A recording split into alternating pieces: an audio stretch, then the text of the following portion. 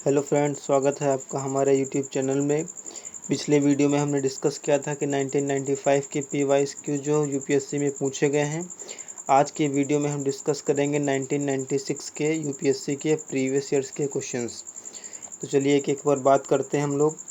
जैसे कि पहला हमारा दिया गया है यहाँ पर, पहला क्वेश्चन जो हमारा 1996 में पूछा गया था वह है, निम्नलिखित में से कौन सा 19वीं सदी के उत्तरार्ध में लिखा हुआ महत्वपूर्ण ऐतिहासिक उपन्यास है।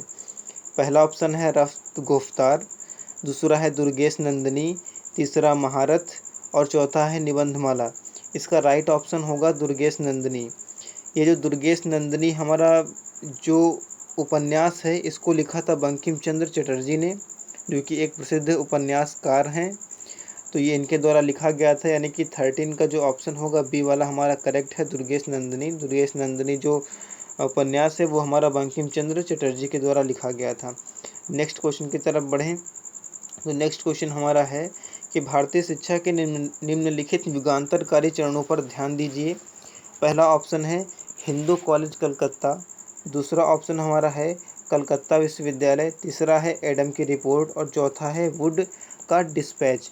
हमको इस पर बताना है कि ये कौन कौन से क्रम के अकॉर्डिंग हमारे हुए हैं और हमको इनको क्रम से सजाना है कि पहले पहली घटना हुई थी या दूसरी हुई थी या फिर चौथी हुई थी।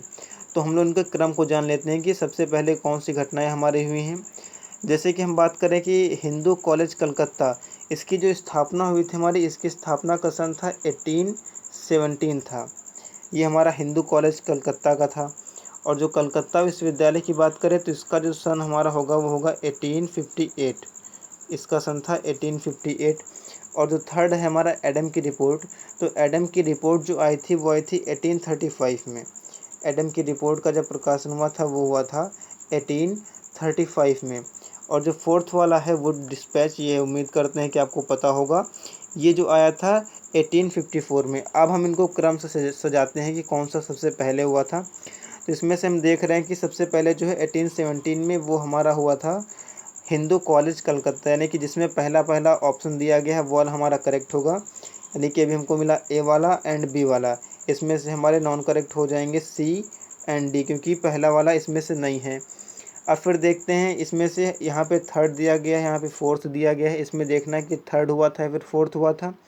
थर्ड में हमारा है एडम की रिपोर्ट जो 1835 में आई थी, और जो फोर्थ है हमारा 1854। तो इसमें से हमारा थर्ड वाला जो है वो पहले हुआ था, यानी कि एक के बाद में थर्ड वाला आएगा तो हमारा जो ऑप्शन हो जाएगा ए वाला करेक्ट हो जाएगा। या एक बार हम ओवरऑल बात कर लें तो सबसे पहले जो हुआ था हिंदू कॉलेज कलकत्ता की स्थापना हुई थी 1835 में, 1817 में। और फिर जो तीसरा वाला नंबर है एडम की रिपोर्ट आई थी, फिर हुआ था वो डिस्पैच एंड इसके बाद में जो सबसे लास्ट में हुआ था वह 1858 में कलकत्ता विश्वविद्यालय की स्थापना। तो ये हमारे इसके आंसर हो जाएंगे। यानी कि इसमें से जो हमारा करेक्ट ऑप्शन है वो हमारा ऑप्शन करेक्ट हो जाएगा ए वाला, यानी कि इसमें से राइट ऑप्शन हमारा ए हुआ। 14 का राइट ऑप्शन हमारा ए हुआ। नेक्स्ट वाले पे बढ़ते हैं। ये देखिए पूरा डिस्क्रिप्शन दिया गया है, आप इसको देख सकते हैं। इसके अलावा क्वेश्चन नंबर हम लोग आते हैं 15 पर। 15 क्वेश्चन देखते हैं हमारा क्या है। इसमें कहा जा रहा है कि निम्नलिखित में से कौन सा प्रथम यूरोपियन व्यक्ति था जिसने भू अर्जित क्षेत्र करने के उद्देश्य से भारतीय राजाओं के झगड़े में भाग लेने की नीति आरंभ की थी। तो इसमें से कौन पहला था। पहला ऑप्शन है क्लाइव, दूसरा ऑप्शन है डुप्ले, तीसरा ऑप्शन है अल्बुकर्क एंड चौथा ऑप्शन है वॉरेन हेस्टिंग्स। तो इसमें जो राइट ऑप्शन आपका हो जाएगा वो हो जाएगा डुप्ले। डुप्ले के बारे में आप जानते होंगे, जो डुप्ले था ये फ्रांसीसी गवर्नर था और इसी ने क्या किया था, सबसे पहले जो इंडियंस में यूरोपियंस आए थे, जो सबसे पहले जिसने झगड़ों में भाग लिया था वो था डुप्ले। यानी कि 15 का राइट ऑप्शन हमारा हो जाएगा बी वाला, कि डुप्ले ने सबसे पहले भू अर्जित क्षेत्रों को उद्देश्य से करने के लिए इसमें सबसे पहले नीति आरंभ की थी। तो ये हमारा क्वेश्चन नंबर हो जाएगा। नेक्स्ट वाला देखते हैं। तो आप देख सकते हैं कि पहले 1996 में यूपीएससी का ट्रेंड कैसा रहता था कि वो किस टाइप से फैक्चुअल सवाल या इस टाइप से के सवाल आपसे पूछता था। देखिए ये जो दिया गया है आप इसको पढ़िएगा और देखिएगा, ये पूरा एक जो न्यूज़पेपर आता था उसकी एक कटिंग है और इसमें कहा गया है कि अगस्त के टाइम्स ऑफ इंडिया में छपा था। यानी कि ये जो पूरा दिया गया है ये कौन से पत्रिका में जो टाइम्स ऑफ इंडिया की आती है उसमें छपा हुआ था। तो इसका जो राइट ऑप्शन होगा वो हमारा हो जाएगा 1896 में। जो इसकी छपाई हुई थी वो हमारा 1896 में हुई थी। ये जो अगस्त के टाइम्स ऑफ इंडिया में छपा हुआ था ये पूरे लाइनें। वैसे एक्चुअली में जो यूपीएससी का ट्रेंड पहले था और जो प्रेजेंट में चल रहा है उसमें बहुत ज़्यादा डिफरेंसेस आ चुके हैं कि इस टाइप के सवाल इरेलीवेंट हो चुके हैं। लेकिन अगर पूछा गया है तो उस पर डिस्कस करना भी ज़रूरी है। तो 60 नंबर का जो ये विज्ञापन का जो आंसर होगा वो हमारा होगा 1896 में इसको प्रकाशित किया गया था। नेक्स्ट क्वेश्चन की तरफ बढ़ते हैं। इसमें पूछा जा रहा है कि उसका प्रधान संबल था सामाजिक और धार्मिक सुधार। उसने सामाजिक बुराइयों के निराकरण के लिए विधान निर्माण का सहारा लिया और बाल विवाह पर्दा प्रथा के उन्मूलन के लिए अविराम परिश्रम किया। सामाजिक समस्याओं पर राष्ट्रीय स्तर पर विचार विमर्श को प्रोत्साहित करने हेतु उसने भारतीय राष्ट्रीय सामाजिक सम्मेलन का उद्घाटन किया, जिसके अधिवेशन बहुत वर्षों तक भारतीय राष्ट्रीय कांग्रेस के साथ रहे। इस उदाहरण में संकेतित व्यक्ति है। आपसे पूछा गया है कि जो ऊपर पूरा एक पैरा दिया गया है वो किस एक महापुरुष के बारे में है। अगर हम लोग शुरुआत की 3-4 लाइनें पढ़ते हैं तो हमको लगता है कि ये जो बातें की जा रही हैं बाल विवाह की, पर्दा प्रथा की, तो इससे एक अनुमान हमको लगता है कि इसका जो राइट आंसर होना चाहिए वो हमारा ईश्वर चंद्र विद्यासागर होना चाहिए। लेकिन जब हम थोड़ा सा और आगे बढ़ते हैं कि इन्होंने सामाजिक समस्याओं पर राष्ट्रीय स्तर पर विचार विमर्श को प्रोत्साहित किया और राष्ट्रीय सामाजिक सम्मेलन का उद्घाटन किया और भारतीय राष्ट्रीय कांग्रेस के साथ रहे, तो इसका जो राइट ऑप्शन हमारा हो जाएगा ये आपका ईश्वर चंद्र विद्यासागर ना होकर के महादेव गोविंद रानाडे हो जाएगा। और महादेव गोविंद रानाडे जो थे इनको महाराष्ट्र का सुकरात भी कहा जाता है, जो महादेव गोविंद रानाडे थे। इसके अलावा इन्होंने बहुत ही ग्राउंड लेवल पर जाकर के बहुत ही सारे अच्छे काम किए। इन्होंने पुणे में दक्कन एजुकेशनल सोसाइटी की स्थापना भी की थी और 1891 में विधवाओं के पुनर्विवाह के लिए विडो रीमैरिज एसोसिएशन की स्थापना की थी। एटलीस्ट इसका जो राइट ऑप्शन हमारा हो जाएगा पूरे पैरा के जिसके बारे में बात की गई है वो हमारे महादेव गोविंद रानाडे हैं, जिसका राइट ऑप्शन सी करेक्ट है। नेक्स्ट क्वेश्चन की तरफ चलते हैं। इसमें 18 क्वेश्चन हमसे पूछा जा रहा है। तो 18 क्वेश्चन के बारे में देखिए कि ये क्या कहना चाह रहा है। सूची फर्स्ट को सूची सेकंड से सुमेलित कीजिए तथा सूचियों के नीचे दिए गए कोड का प्रयोग करते हुए सही उत्तर का चयन कीजिए। सूची फर्स्ट हमको दी गई है बंगाल में फोर्ट विलियम प्रेसिडेंसी का गवर्नर जनरल रेगुलेटिंग एक्ट 1773 के अधीन, और जो बी वाला ऑप्शन है भारत का गवर्नर जनरल दिया गया है। इसका जो चार्टर एक्ट 1833 के बारे में बताया गया है। और फिर सी जो ऑप्शन है भारत का गवर्नर जनरल और वाइसराय इंडियन काउंसिल एक्ट 1858 के अधीन। और जो डी ऑप्शन हमारा है उसमें कहा जा रहा है कि गवर्नर जनरल और सम्राट का प्रतिनिधि गवर्नमेंट ऑफ इंडिया एक्ट 1935 के अधीन रहा। और जो सेकंड सूची है उसको भी एक बार देख लेते हैं। इसमें हमको दिया गया है कि आर्किवॉल्ड परसिवेलेंस बावेल, बाई काउंट और अर्ल बावेल। एक्चुअली हम आपको बता दें इस टाइप के क्वेश्चन जो फैक्चुअल क्वेश्चन पहले पूछे जाते थे उसका अब ट्रेंड ना के बराबर हो चुका है। तो अगर एक बार हम सारे ऑप्शंस आप पढ़ेंगे इनको और जब देखेंगे कि इसमें कौन कौन सा आंसर मैच कर रहा है, इसमें से जो होगा जो पहला वाला आपको दिया गया है यहाँ पर आप देख सकते हैं कि पहला वाला जो दिया गया है बंगाल में फोर्ट विलियम प्रेसिडेंसी का गवर्नर जनरल और रेगुलेटिंग एक्ट 1773 के अधीन था। इसका जो संबंध होगा इसमें ए के 3 वाले ऑप्शन से होने वाला है। तो 3 ऑप्शन आपको दिया गया, देखिए चार्ल्स कॉर्नवालिस और कॉर्नवालिस का दूसरा अर्ल और पहला मरकिवारा। तो ये जो आपके ऑप्शन हो जाएंगे। ए का थर्ड वाला हम लोग देख लें तो ए का थर्ड सिर्फ आपका एक ही ऑप्शन मिल रहा है। तो इस हिसाब से अगर आप मिलाना चाहेंगे तो ए बी सी डी वाला जो हमारा ए वाला आंसर है ये हमारा करेक्ट हो जाएगा। ए के साथ में थर्ड जाएगा, बी के साथ में दूसरा, सी के साथ में चौथा और डी के साथ में चौथा आ जाएगा। इसीलिए जो हमारा करेक्ट ऑप्शन हो जाएगा वो ऑप्शन हमारा है ए। नेक्स्ट क्वेश्चन की तरफ बढ़ते हैं।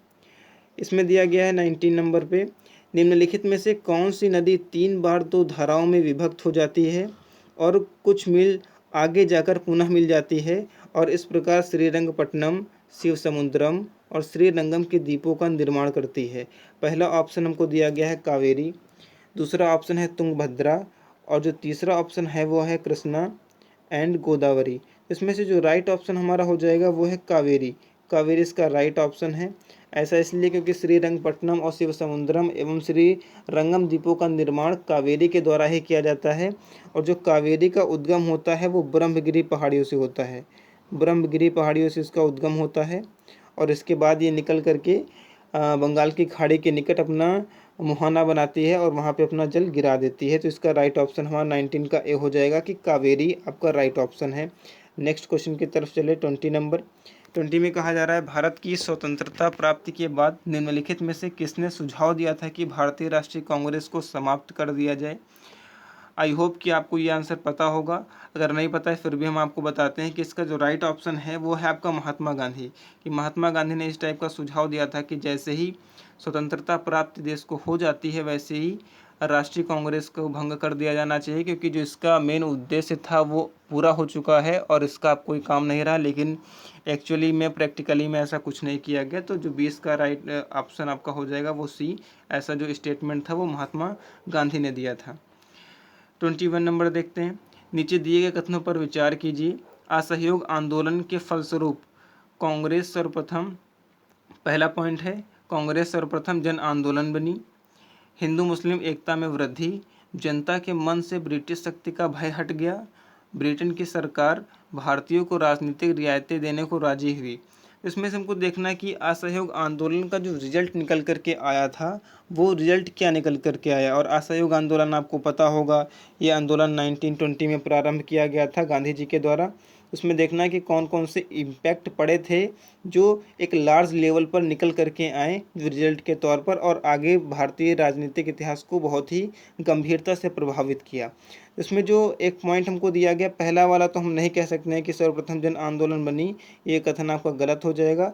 जबकि जो दूसरा वाला ऑप्शन है हिंदू मुस्लिम एकता में वृद्धि हुई, ये कहीं तक हम सही कह सकते हैं, क्योंकि इसके पहले खिलाफत आंदोलन भी हुआ था जहां पर महात्मा गांधी अध्यक्ष भी बने थे, और अध्यक्ष बनने के पीछे का रीज़न भी यही था कि हिंदू मुस्लिम एकता को बढ़ाया जाए, जिससे कि एक राष्ट्रव्यापी आंदोलन को खड़ा किया जा सके। तो जो हमारा सेकंड वाला हो जाएगा वो सही है। अब हम इसे मैच करते हैं कि कौन कौन से हमारे ऑप्शन सही हो सकते हैं। तो डी वाले में तो बिल्कुल भी सेकंड ऑप्शन नहीं, तो डी वाला हमारा गलत हो गया। सी वाला भी गलत है। अब बचे हमारे पास दो ऑप्शन, 1 2 3 और 4, और बी वाला 2 और 3। अब इसमें से हमको पता लगाना है कि कौन सा करेक्ट है। तो थर्ड वाला एक बार चेक कर लेते हैं कि क्या है। जनता के मन से ब्रिटिश शक्ति का भय हट गया, ये भी बात जहाँ तक सही है, क्योंकि पहली बार ऐसा राष्ट्रव्यापी आंदोलन हुआ था जिसमें भारत की जनता समझती थी कि नहीं, हम इनसे टक्कर नहीं ले सकते हैं या ऐसा हम नहीं कर सकते हैं इनसे। लेकिन पहली बार उनके मन में ऐसा आया कि नहीं, हम इनको भी टक्कर दे सकते हैं और स्वतंत्रता प्राप्त की बात कर सकते हैं। तो थर्ड ऑप्शन भी हमारा सही हो जाएगा। फोर्थ ऑप्शन देखते हैं। ब्रिटेन की सरकार भारतीयों को राजनीतिक रियायतें देने को राजी हो गई, ये कथन भी बिल्कुल गलत है। तो इसीलिए हमारे पास जो राइट ऑप्शंस निकल करके आ रहे हैं वो है 2 और 3। इसीलिए जो बी वाला ऑप्शन हमारा होगा वो करेक्ट हो जाएगा कि 2 और 3 ऑप्शन सही हैं, यानी कि हिंदू मुस्लिम एकता में वृद्धि हुई। और थर्ड ऑप्शन जो है जनता के मन से ब्रिटिश शक्ति का भय हट गया, तो ये दोनों ऑप्शन सही हैं। तो 21 का जो ऑप्शन बी है वो करेक्ट हो जाएगा। नेक्स्ट क्वेश्चन की तरफ चलते हैं। नेक्स्ट क्वेश्चन हमको दिया गया है कि 22 में इसमें सुमेलित करने की बात की गई है। तो इसमें पहले बताया गया कि 1883 को किससे आपको मैच करना है। 1906 आपको दिया गया है, 1927, 1932।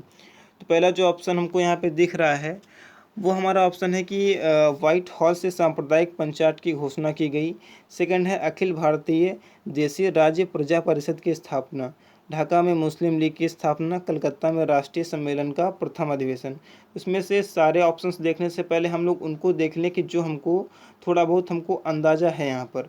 जैसे कि हमको यहाँ एक ऑप्शन दिया गया है कि ढाका में मुस्लिम लीग की स्थापना। हम उम्मीद करते हैं कि ये तो सभी को जहाँ तक पता ही होगा, क्योंकि जो मुस्लिम लीग की स्थापना हुई थी वो हिंदू मुस्लिम एकता में संतुलन के विरोध में दंगों को बढ़ाने के लिए अंग्रेज सरकार की एक चाल थी, क्योंकि वो 1905 के बंगाल विभाजन के बाद ऐसी शुरुआत की गई थी। और बंगाल विभाजन के बाद में अगर मुस्लिम लीग की स्थापना हो रही है, और बंगाल विभाजन जो हमारा हुआ था वो हुआ था 1905 में। 1905 के बाद अगर इसका गठन हो रहा तो सबसे पास में इसका एग्जैक्ट आ रहा है 1906, यानी कि बी का जो राइट ऑप्शन होगा वो थर्ड के साथ में मैच कर रहा है। अब हमको ऑप्शंस देखने हैं कि किस में बी का थर्ड मिल रहा है। इधर देखें तो बी के थर्ड में कोई नहीं है, यानी कि ये वाले सारे कथन गलत हो जाएंगे। बचे इधर ए और बी। बी के थर्ड में दोनों हमको मैच कर गए, कोई दिक्कत नहीं है। हम कोई और देख लेते हैं एक बार। ए वाला चलिए हार्ड लग रहा है, लेकिन हम सी देखते हैं। सी में कहा गया कि कलकत्ता में राष्ट्रीय सम्मेलन का प्रथम अधिवेशन। तो जो फोर्थ का आपका राइट ऑप्शन हो जाएगा वो आपका हो जाएगा ए वाला। तो फोर्थ का ए आपका हो जाएगा, क्योंकि ये तो डायरेक्टली मैच करने को दिया ही गया है, तो इसमें भी हमारा सेम हो जाएगा। अब बचे सी और डी। और सी का देखते हैं, सी क्या कह रहा है। सी कह रहा है 1927 में। तो 1927 का जो आपका सन है वो हमारा मैच करेगा 2 वाले से। सी का जो है हमारा अखिल भारतीय देसी राज्य प्रजा परिषद की स्थापना। तो सी का जो 2 मैच करेगा, इसीलिए जो राइट ऑप्शन हमारा हो जाएगा वो सी हो जाएगा। ए का चौथा, बी का तीसरा, सी का पहला और डी का पहला। तो हमारा इस वाले क्वेश्चन का आंसर हमारा हो जाएगा सी वाला ऑप्शन, कि ना 1883 था, 1883 के सन में कलकत्ता में राष्ट्रीय सम्मेलन का अधिवेशन हुआ था। इसके अलावा बी जो ऑप्शन है, बी ऑप्शन है 1906। 1906 में क्या हुआ था, ढाका में मुस्लिम लीग की स्थापना हुई थी। ऑप्शन सी जो है 1927। 1927 में अखिल भारतीय देसी राज्य प्रजा परिषद की स्थापना हुई। इसके अलावा जो ऑप्शन डी हमारा है, ऑप्शन डी का 1932 है, वो व्हाइट हॉल से सांप्रदायिक पंचायत की घोषणा की गई थी। तो इसका राइट ऑप्शन हमारा सी हो जाएगा। नेक्स्ट क्वेश्चन की तरफ बढ़ते हैं। नेक्स्ट क्वेश्चन भी हमारा सम्मिलित करने के लिए दिया गया है, इसको भी देख लेते हैं। अभिनव भारत समाज, फिर है अनुशीलन समिति, गदर पार्टी और स्वराज पार्टी। इसमें से हमको मैच करना है कि हमारे कौन से पार्टी के कौन से लोग संस्थापक थे। तो इसमें भी एक बार मैच कर लेते हैं। तो जैसे कि पहला दिया गया है अभिनव भारत समाज। तो जो अभिनव भारत समाज है, इसके जो संस्थापक थे वे थे वी.डी. सावरकर। तो ए के साथ में चौथा मिल जाएगा। इसके अलावा फिर जो दूसरा है अनुशीलन समिति, अनुशीलन समिति की जो स्थापना की थी या संबंधित थी वो हमारे हो जाएंगे पहले श्री अरविंद घोष। फिर सी जो ऑप्शन हमारे पास है, सी ऑप्शन तो सभी को पता होगा कि गदर पार्टी का जो गठन था वो किया गया था लाला हरदयाल के द्वारा। और जो लास्ट ऑप्शन बच रहा है स्वराज पार्टी, ये हमारा हो जाएगा सी.आर. दास के साथ में। तो बारी बारी से हम लोग मैच करके अगर देखते हैं तो ए का चौथा हमको ए वाले में मिला, डी वाले में मिला, और फिर देखना है बी का हमारा मैच करा है पहले वाले में, तो बी का पहला वाला भी दोनों में है। सी का देखते हैं, सी का हमारा मिलेगा सेकंड में, तो सी का सेकंड हमारा ऊपर नहीं मिला, यानी कि ये वाला ऑप्शन गलत हो गया। और डी वाला ऑप्शन हमारा करेक्ट है कि अभिनव भारत समाज की स्थापना वी.डी. सावरकर के द्वारा, अनुशीलन समिति की स्थापना श्री अरविंद घोष के द्वारा, गदर पार्टी लाला हरदयाल और स्वराज पार्टी की स्थापना सी.आर. दास के द्वारा की गई थी। ये हमारे राइट ऑप्शन हो जाएंगे। इसके नेक्स्ट क्वेश्चन की तरफ बढ़ते हैं। 24 नंबर हमारा कह रहा है कि कैबिनेट मिशन योजना के विषय में निम्नलिखित में से कौन सा विकल्प सही नहीं है। तो पहला जो ऑप्शन है वो हमारा है प्रांतीय सामूहिकरण, बी वाला ऑप्शन है भारतीय सदस्यों वाला अंतरिम मंत्रिमंडल, सी ऑप्शन है पाकिस्तान की स्वीकृति, और जो डी ऑप्शन हमारा है संविधान निर्माण का अधिकार। तो इसमें से कौन सा ऑप्शन सही हमको वो बताना है कि कैबिनेट मिशन योजना में कौन सा विकल्प सही नहीं है, पूछा गया। इस पॉइंट को हाईलाइट करना है कि नहीं है सही। तो इसमें से जो सही नहीं है वो है कि पाकिस्तान की स्वीकृति, क्योंकि कैबिनेट मिशन योजना को पहले तो पाकिस्तान ने स्वीकृति दी थी, लेकिन उसके बाद में इसको अस्वीकृत कर दिया, जबकि कांग्रेस का इसके साथ उल्टा हुआ था। कांग्रेस ने क्या किया था कि कांग्रेस ने पहले अस्वीकृत किया और फिर उसको एक्सेप्ट कर लिया था। तो दोनों में ये डिफरेंस रहा था। तो इसीलिए जो सी ऑप्शन होगा वो गलत हो जाएगा, क्योंकि पाकिस्तान ने इसको रिजेक्ट कर दिया था। तो 24 का जो सही ऑप्शन है वो हमारा हो जाएगा सी। सी इसका करेक्ट ऑप्शन है। नेक्स्ट क्वेश्चन की तरफ बढ़ें। नेक्स्ट क्वेश्चन हमारा कह रहा है कि जवाहरलाल नेहरू के विषय में निम्नलिखित कथनों पर विचार कीजिए। पहला ऑप्शन है वे 1947 ईस्वी में कांग्रेस दल के अध्यक्ष थे। सेकंड ऑप्शन है उन्होंने संविधान सभा की अध्यक्षता की। थर्ड ऑप्शन कह रहा है कि भारत की स्वतंत्रता से पूर्व उन्होंने संयुक्त प्रांत में प्रथम कांग्रेस मंत्रिमंडल बनाया था। तो इसमें से अगर हम देखें तो कोई भी ऑप्शन आपका सही नहीं है। ऐसा इसलिए क्योंकि जो जे.बी. कृपलानी थे उन्होंने कांग्रेस दल की अध्यक्षता की थी शुरुआत में, तो पहला वाला ऑप्शन गलत हो जाएगा।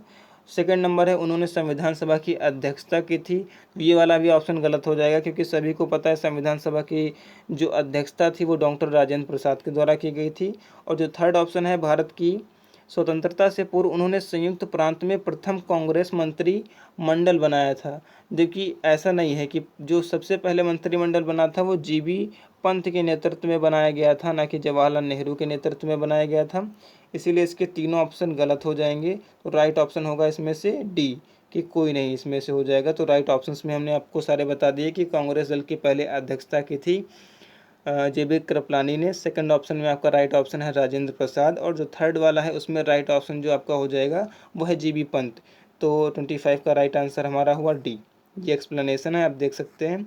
26 नंबर देखते हैं, इसमें भी सुमेलित करने के लिए दिया गया है। तो पहला ऑप्शन हमको दिया गया सुरेंद्र नाथ बनर्जी, MK गांधी, सुभाष चंद्र बोस और लाला लाजपत राय। इसमें हमको देखना है कि कौन सा ऑप्शन आपका सही है। तो सुरेंद्र नाथ बनर्जी का जो काम था वो था, जो पुस्तक हम मान सकते हैं कि इसमें दी गई हैं, तो जो बुक्स हमको मैच करनी है, तो ए का हो जाएगा फोर्थ। सुरेंद्र नाथ बनर्जी ने क्या किया था, ए नेशन इन मेकिंग लिखा था। इसके अलावा सुभाष चंद्र बोस की जो है, सुभाष चंद्र बोस ने बताया था कि अ इंडियन स्ट्रगल, इनकी जो बुक का नाम है वो हमारा हो जाएगा द इंडियन स्ट्रगल। और MK गांधी, ये तो सभी को पता होगा कि इसका राइट ऑप्शन क्या होगा। MK गांधी जो थे, इनके द्वारा लिखी गई थी हिंद स्वराज। और जो डी ऑप्शन है वो एक ही के साथ मैच करेगा, वो है थर्ड वाला। तो इसमें से अगर हम देखें तो ए का फोर्थ हमारा इधर कहीं नहीं मिल रहा है, तो सारे ऑप्शंस गलत हो गए। इधर हमारा क्या बच रहा है, इधर हमारे बच्चे ए के फोर्थ मैच कर रहे हैं, बी का 1 भी मैच कर गया, दोनों मैच कर रहे हैं। अब हमको पता चलेगा सी और डी में से। सी को हमने मैच किया है 2 वाले से, तो सी का जो 2 है वो हमारा मिल रहा है सी वाले ऑप्शन में, यानी कि इसका जो राइट ऑप्शन हमारा हो जाएगा वो है सी। यानी कि 26 क्वेश्चन का राइट ऑप्शन हमारा हुआ सी। ए का फोर्थ, बी का पहला, सी का सेकंड और डी का थर्ड। नेक्स्ट क्वेश्चन की तरफ बढ़ते हैं। 27 नंबर दिया गया है, इसमें कहा गया है कि निम्नलिखित में से कौन कांग्रेस समाजवादी दल का प्रमुख नेता था। कांग्रेस समाजवादी दल का प्रमुख नेता इसमें से कौन था, तो MN रॉय नहीं थे, मार्क्सिस्ट थे, मार्क्सवाद को समर्थन करने वाले थे। और गणेशंकर विद्यार्थी भी नहीं होंगे, पट्टाभ ताड़ पिल्लई भी नहीं होंगे। जो राइट ऑप्शन आपका हो जाएगा वो है डी, कि आचार्य नरेंद्र देव जो थे वो कांग्रेस समाजवादी दल के प्रमुख नेता थे। 27 का राइट ऑप्शन डी हुआ, आचार्य नरेंद्र देव जो कांग्रेस समाजवादी दल के नेता थे। नेक्स्ट क्वेश्चन की तरफ बढ़ते हैं। इसमें दिया गया कि 1930-32 की ईस्वी की अवधि में भारत और ब्रिटेन की राजनेताओं की लंदन में हुई बैठकों का प्रायः प्रथम, द्वितीय और तृतीय गोलमेज सम्मेलन के रूप में उल्लेख किया जाता है।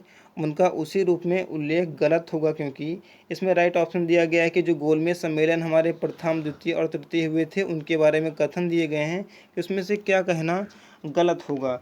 तो एक बार ये भी देख लिया जाए कि इसमें से क्या गलत है और क्या सही है, क्योंकि इम्पोर्टेंट सबसे चीज़ ये है कि इसमें गलत कहा गया है, तुमको गलत ढूंढना है, ना कि सही का पता लगाना है। तो इसमें देखिए, पहला जो ऑप्शन दिया गया इसमें से 2 में से राष्ट्रीय कांग्रेस ने भाग नहीं लिया था, बिल्कुल ये सही बात है, और हमको गलत ढूंढने हैं, तो इसीलिए ये ऑप्शन हमारा राइट नहीं होगा। बी ऑप्शन है भारत राष्ट्रीय कांग्रेस को छोड़कर जिन भारतीय दलों ने भाग लिया उन्हें पूरे भारत का नहीं, वर्गीय हितों का प्रतिनिधित्व था। ये वाला ऑप्शन भी करेक्ट है। इनके अलावा नेक्स्ट ऑप्शन देखते हैं, वो है सी, ब्रिटेन की लेबर पार्टी सम्मेलन के बीच में हट गई थी और सम्मेलन की कार्यवाही पक्षपातपूर्ण हो गई थी। तो ये वाला ऑप्शन भी हम सही कहेंगे। अगर 3 ऑप्शन हमारे सही हो रहे हैं तो फिर जो लास्ट वाला ऑप्शन है वो ऑटोमेटिक गलत हो जाएगा। लेकिन एक बार देखते हैं कि क्या दिया गया था। ये 3 अलग अलग सम्मेलन नहीं थे, अपितु यह एक ही सम्मेलन की अवस्था थी जो 3 सत्रों में संपन्न हुई थी। ये कथन जो हमारा होगा वो कथन हमारा गलत है, इसीलिए यही ऑप्शन हमारा राइट हो जाएगा, क्योंकि गलत के बारे में हमसे पूछा गया था। 29 नंबर देखते हैं। The anarchical and revolutionary crime act 1919 को सामान्य बोलचाल में कहा जाता है। ये बहुत ही फेमस एक्ट है, लेकिन हम लोग इसके मेन नाम से नहीं जानते, और वही क्वेश्चन यूपीएससी ने देखिए पुटअप किया है कि the anarchical and revolutionary crime act 1919 को क्या कहा जाता है।